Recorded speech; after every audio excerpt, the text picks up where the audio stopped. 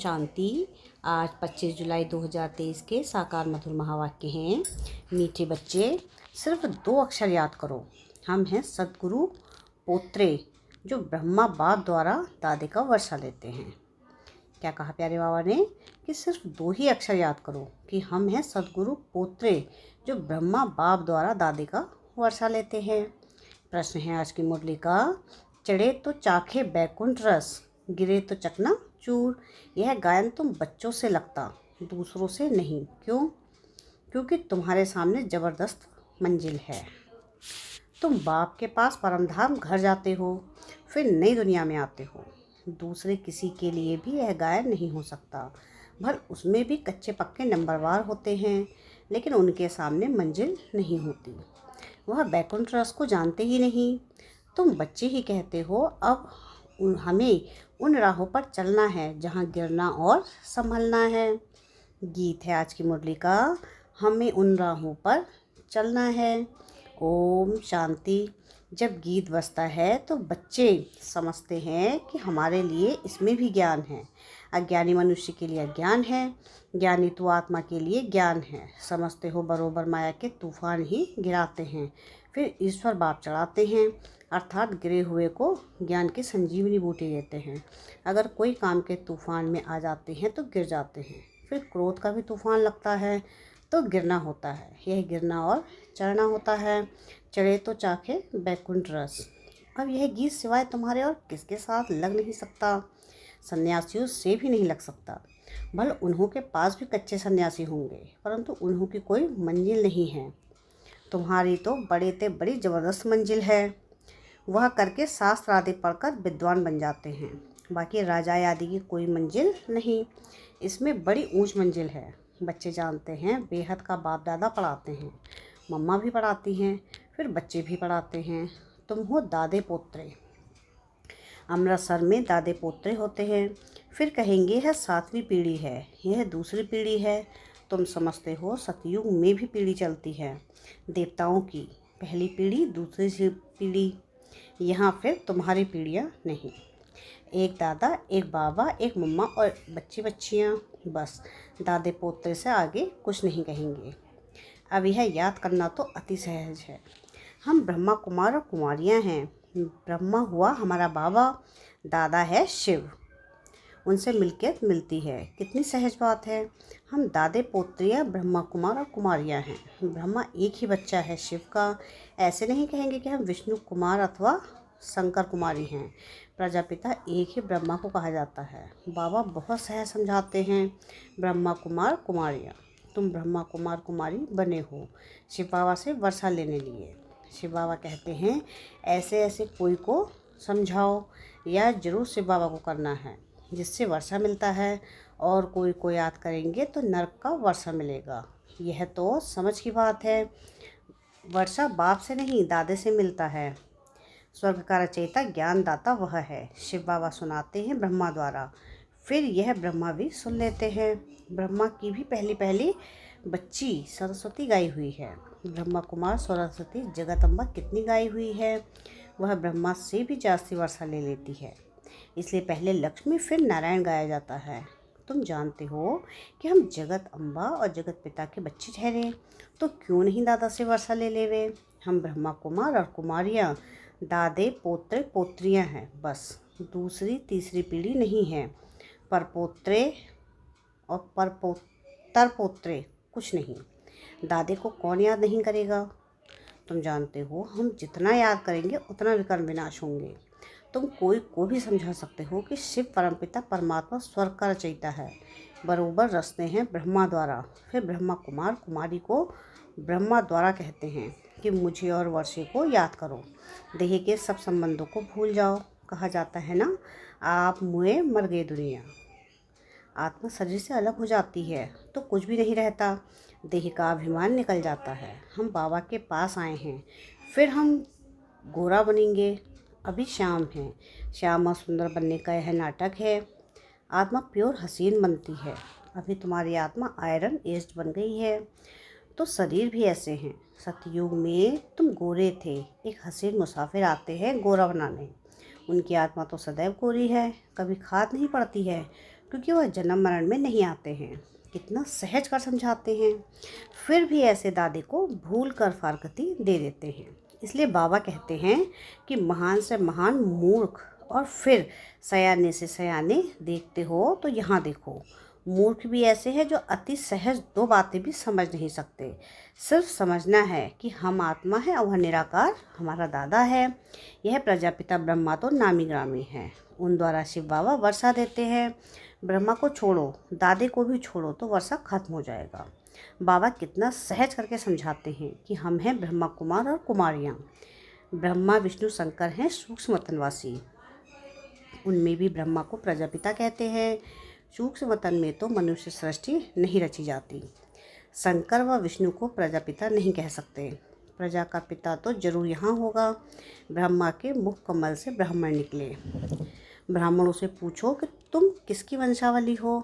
यह सिर्फ गायन हो गया, बाकी ऐसे नहीं।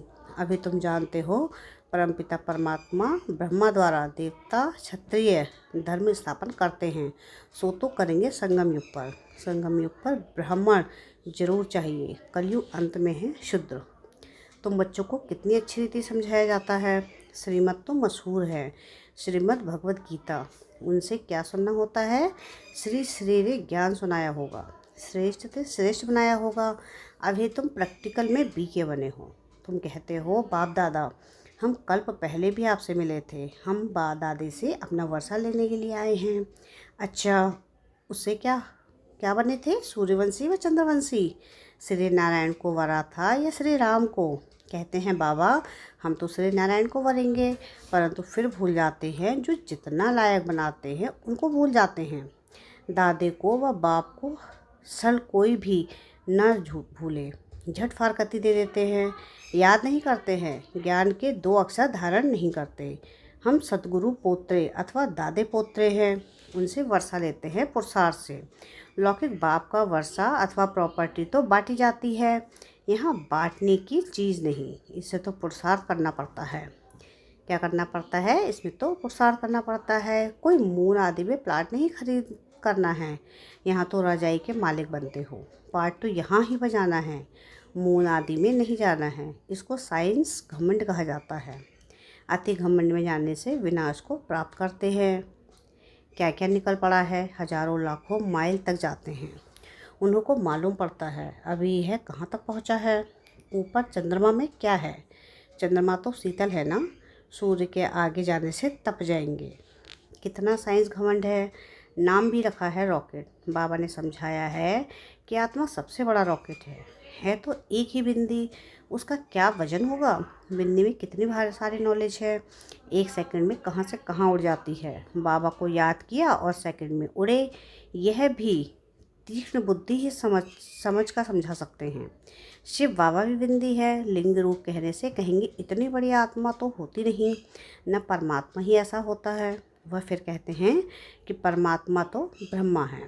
कुछ भी परमात्मा क्या है? परमात्मा तो ब्रह्म है। कुछ भी समझ ना सके, जब तक कोई सम्मुख ना आए तब तक परमात्मा के नाम रूप आदि को समझ ना सके। हम भले शिव बाबा का चित्र दिखाते हैं, परंतु ऐसा है नहीं। वह तो बिंदी रूप है, लेकिन बिंदी की पूजा कैसे करें, फूल आदि कैसे चढ़ाएंगे? तो यह भक्ति मार्ग चला आया है। पूजा के लिए मंदिर में बड़ा रूप बना दिया है। अच्छा, बाबा कहते हैं किसकी बुद्धि में यह ज्ञान ना बैठे, फिर भी यह तो समझ सकते हो ना कि हम ब्रह्मा कुमार कुमारी हैं, दादे पोत्रे हैं, ऊंच से ऊंच शिव भगवान हैं। उनकी रचना को तो गॉड फादर नहीं कहेंगे, हम हैं उनके पोत्रे। वह कहते हैं मैं तुमको स्वर्ग का मालिक बनाता हूँ। तुम भी जानते हो कि हम अभी तमोप्रधान सांवरे हैं, बाबा से सतोप्रधान गोरे बन रहे हैं। फिर काम चिता पर चढ़ने से सभी काले बन जाते हैं, श्याम और सुंदर बनते हैं। अब फिर सतोप्रधान बनने के लिए बाप को याद करना है। एक मुसाफिर कितने को हसीन बनाते हैं, विश्व का मालिक बनाते हैं। सिर्फ कहते हैं मुझ बाप को याद करो, नहीं तो वर्षा कैसे मिलेगा। विकर्म विनाश के लिए योग अग्नि चाहिए, घड़ी घड़ी याद करना है। कई समझते हैं कि हम बच्चे तो हैं ना, परंतु सारा दिन याद नहीं करेंगे तो विकर्म विनाश नहीं होंगे, खुशी का पारा भी नहीं चढ़ेगा। 20-25 वर्ष वालों को भी यह बात बुद्धि में नहीं बैठती, भूल जाते हैं, फिर पुरानी दुनिया में जाकर तकदीर को लकीर लगा देते हैं। माँ बाप की गोद में आने से ही तकदीर शुरू होती है। मम्मा बाबा कहने से स्वर्ग के हकदार तो बने ना। प्रजा भी कहती है ना, हमारा हिंदुस्तान सबसे ऊंचा है। अरे सबसे ऊंचा होता तो फिर कर्जा क्यों उठाते, कंगाल क्यों बनते। यहाँ से बहुत धन ले गए हैं। कारखाना से पैदाइश होती है। क्या होती है, कारखानों से पैदाइश होती है। कारखाना ना निकाले तो कोई को नौकरी ना मिल सके, नौकरी ना मिले तो पालना कैसे करें। दुखी हो पड़े हैं, इसलिए भारत के लिए कितनी युक्ति रची है। बच्चों को बहुत दुख ना हो उसके लिए यह युक्ति है। यहाँ से कितने बाहर जाते हैं नौकरी करने, क्योंकि वहाँ पैसे बहुत मिलते हैं। बाप कहते हैं हमारा तो कांटों पर भी प्यार है, सब पतितों को आकर पावन करता हूँ। कांटों पर भी प्यार है तो कांटों से जो फूल बनते हैं उन पर भी प्यार है।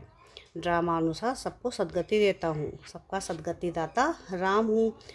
तो सबका प्यारा हुआ ना, उसमें कांटे भी हैं, फूल भी हैं। कायदे अनुसार स्वर्ग की स्थापना होती है तो उनके लिए लायक भी बनाते हैं। कहते हैं ना कि पतित पावन आओ, आकर पावन बनाओ।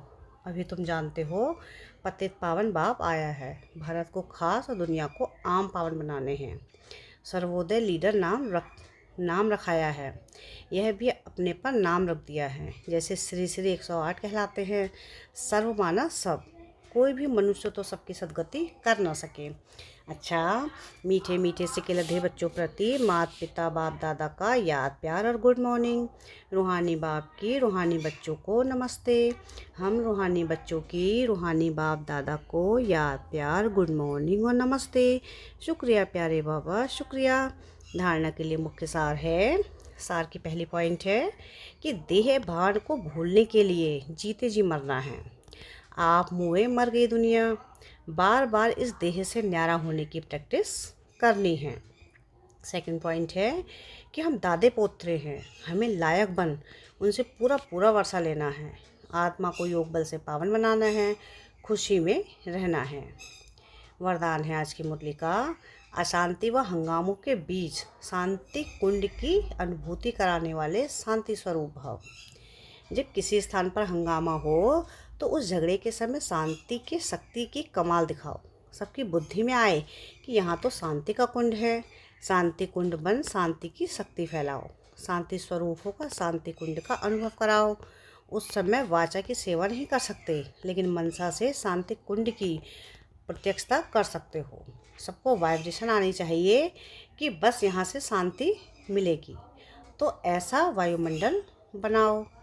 स्लोगन है आज की मुरली का कि स्वयं की और सर्व की चिंताओं को मिटाना ही शुभचिंतक बनना है। क्या है स्लोगन आज का? कि स्वयं की और सर्व की चिंताओं को मिटाना ही शुभचिंतक बनना है। अच्छा, ओम शांति।